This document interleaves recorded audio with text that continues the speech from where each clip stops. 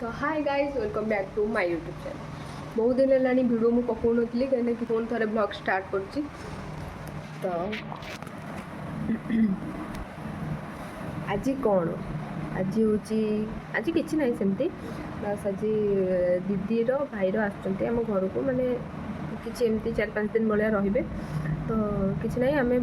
मसे 2 मास भाई होगला आम गाँव में अच्छु तो गाँव में अच्छु जो पारादीप जेहतु आम रहू तो पारादीप बहुत किसी कम अच्छे साढ़े जावाक भी पड़ो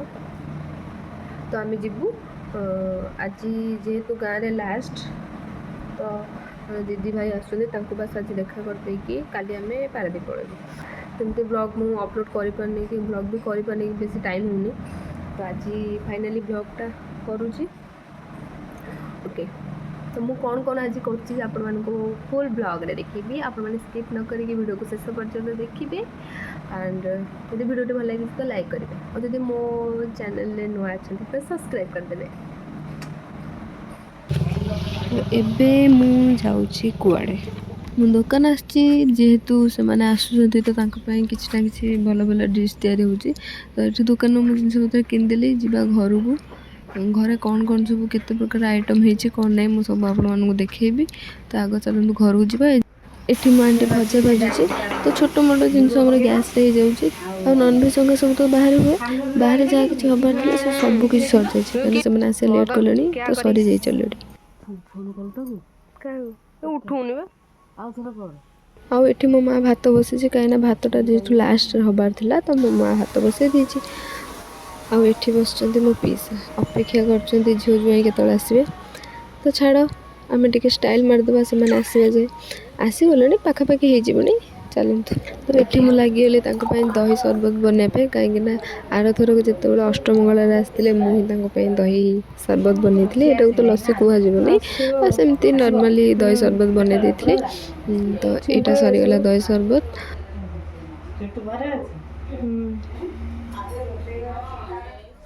तो आसी पहुँचीगले आमर मेन गेस्ट जहाँप ये सब किसी जहाँप आम एत समय है वेट करूँ एत जल्दी आसापी कही केते लेट कर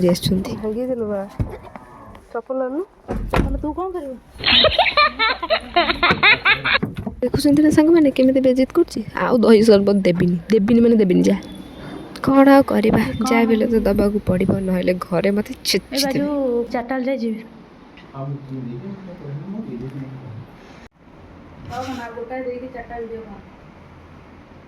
गोटाए देखी दीटा दी पीलु तू गोटाए पीलु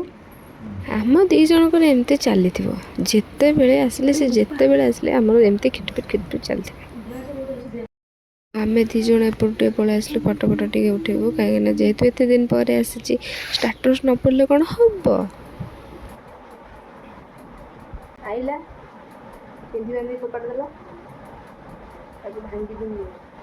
सांग मैंने आ गए इम्पोर्टाट दीदीर मैरेज वीडियो तो मुझे पकई पारनी निहाती मुझे चेष्टा करी आरी भितर जहाँ भी मो भिडटा पकईदेवाई आ भिडटा एमती मुझे पकई पार ना कहीं मो भिड सुट भी करी बट किसी एमती प्रोब्लेम होता कौन कि ना मो मोबाइल एमती किसी बोधे गोटे प्रोब्लेम थी मो भिड भिड सब कटि जाइए तो मो पाखे फटो भी ना एमती फटो भी ना तो मुझे ट्राए करी भिड को मुझे जल्दी आने मैरेज भिड देन रिसेप्शन भिड मुझे बहुत शीघ्र आने चेष्टा करी देखिए कौन कौन सब आइटम होती चुंगुड़ी फ्राए कंकड़ा घाट ये हूँ दही बैगण डाली पापड़ पणस सान मार मो लगिगलु ए सालाड तैयार कर कहीं निहाती टाइम भी हो गला 1 साढ़े 1 से खाइबे तो समस्त ये सालाड फालाड बन देकी जा खियापिया करवा तो चलते आम जुआई आम जुआई आम जानी आटा पिया जाइल हाँ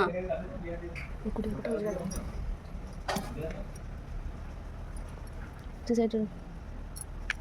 आम कौन काकुड़ी काटुଛନ୍ତି ना कौन काटुଛନ୍ତି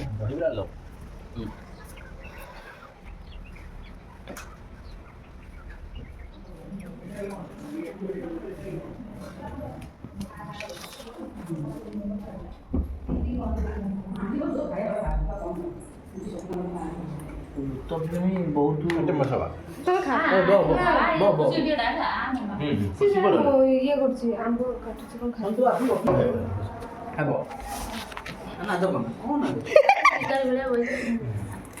ଆଲୋ ବୋଉ ମୁଁ ସଜେଇକି ଆଣିଛି ଏଇଟା ଆରେ ଦେଖ ଏଇଟା ଗୋଟେ ମେମୋରି ନୁହଁ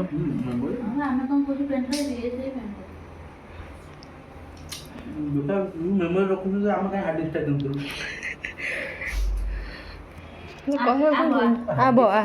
ମାନେ ବହୁତ ଅଛି ନା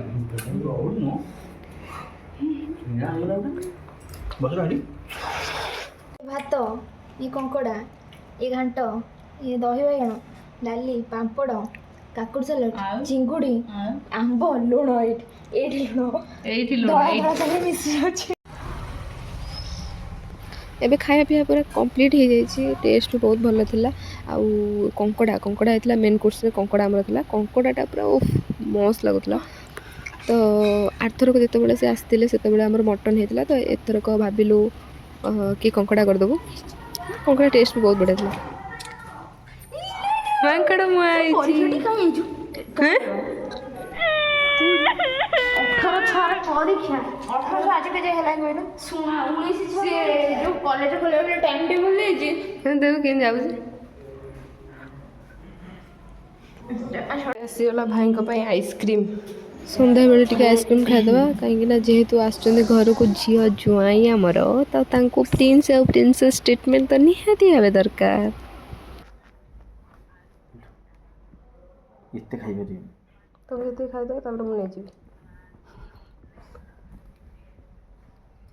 ଏତେ ଖାଇବେନି ଯେତିକି ଖାଇଦେବେ ତାପରେ ମୁଁ ଆସି ନେଇଯିବି କାଢ଼ି ଦେଉନ ଟିକେ ନା ପାଣି ହେଇଯିବ କ'ଣ ଆଇସ୍କ୍ରିମ୍ ସରୁ ସାଙ୍ଗେ ସାଙ୍ଗେ ସେପଟେ ଆମ ସାନମା ଗୁପଚୁପ୍ ବନେଇକି ପୁରା ରେଡ଼ି କହୁନଥିଲି ପ୍ରିନ୍ସ ଟ୍ରିଟମେଣ୍ଟ ତାଙ୍କୁ ସ୍ପେଶାଲ୍ ଫିଲ୍ କରିବାର ଦାୟିତ୍ୱ କେବଳ ଆମର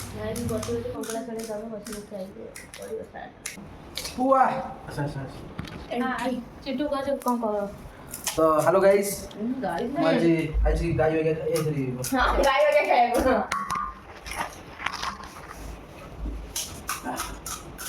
ଯେମିତି ହଷ୍ଟେଲରେ ପ୍ଲେଟ୍ ଧରିକି ଆଇଲି ଚିଣ୍ଟୁ ଭାଇ ଆଖି ଜଳୁଛି ବୋଉ ବୁଟୁ ଭୂତ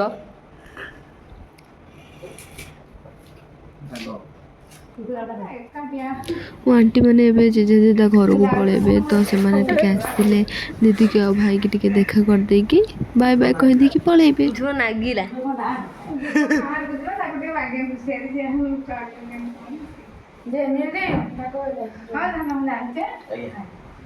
ଆଣ୍ଟିଙ୍କ ସମସ୍ତେ ଗଲା ପରେ ଆମେ ଖିଆ ପିଆ ସାରି ଦେଇକି ଉପରକୁ ଚାଲି ଆସିଲୁ ମାନେ ଶୋଇବା ପାଇଁ ତ ଶୋଇନଥିଲୁ ତ ଆମେ ଏମିତି ଗପସପ ମଜାମସ୍ତି ଚାଲିଥିଲା ତ ଚିଣ୍ଟୁ ଭାଇ ଯେହେତୁ ରହିଯାଇଥିଲା ତ ଚିଣ୍ଟୁ ଭାଇ ରହିଲେ ଯେତେବେଳେ ଆଉ ଏମିତି କମେଡ଼ି ତା ସହିତ ମଜାମସ୍ତି ନ କଲେ କ'ଣ ହେବ ସିଏ ଅଛି ମାନେ ବଡ଼ ବୋଉର ପଞ୍ଚ ଲାଇନ୍ଟା ନିହାତି ଦରକାର